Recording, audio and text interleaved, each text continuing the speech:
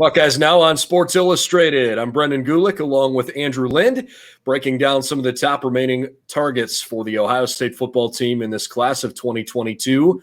Andrew, the Buckeyes certainly have done a good job so far. Right now, by just about every recruiting outlet, they have the number one ranked class of this recruiting period, but still obviously a ton of time remaining.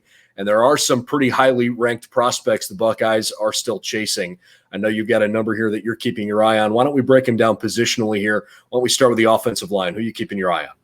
Yeah, so you know, first off, I want to address that there is still 8 months before anybody can put pen to paper and sign during the early signing period. So a lot can change between now and then.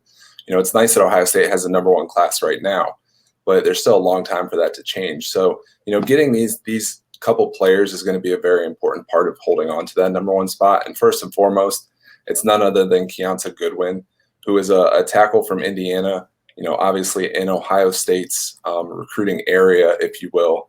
And it kind of brings shades of J.C. Latham, who signed with Alabama last year, where he was a kid who's been rumored to be going to Ohio State for a very long time. And then Kentucky has kind of made a push as of late, where Alabama did with Latham over the summer, and then he committed to the Crimson Tide. So it's going to be very important for the Buckeyes to make a move and hold on to Goodwin. I know there's certainly there was a lot of excitement in the class of 21 at the running back spot with both Travion Henderson and Evan Pryor coming in, but I know you've got a couple of running backs, the class of 22, that you think might be a good fit too. Yeah, and it's kind of interesting too, because Ohio State's really only looking to take one running back this cycle. I mean, they could take two if the numbers really worked out that way, but after taking Travion Henderson and Evan Pryor last year, you know, there's probably not a need to take two this year. So it really is going to come down to Dallin Hayden, who's from Tennessee. He's a little bit underrated by most of the, you know, rating services, but he seems to be Ohio State's number one target. And then there's also Nicholas Singleton, who's from Pennsylvania. It kind of seems like they're going to go into June official visits on back-to-back weekends. And then, you know, a decision might come right after that from one of them. And it seems to be that whoever really wants to be a Buckeye first might end up being one. We'll see if it really is a race to the finish line there. How about on the other side of the ball? I know the defensive backfield always gets a lot of attention. There's been some great defensive backs at Ohio State here in the last decade, and obviously it was a pretty heavy defensive back class in the class of 21. Who are you looking at in 22?